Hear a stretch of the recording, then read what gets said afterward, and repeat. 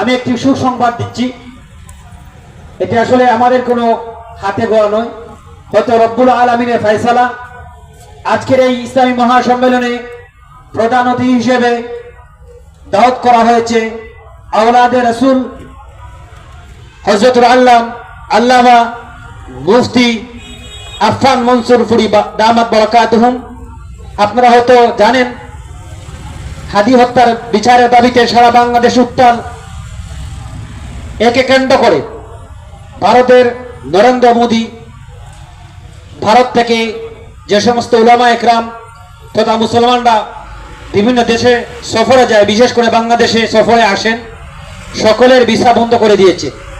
আজকে আমাদের যে প্রধান অতিথি, উনি আমাদের মধ্যে উপস্থিত থাকার কথা।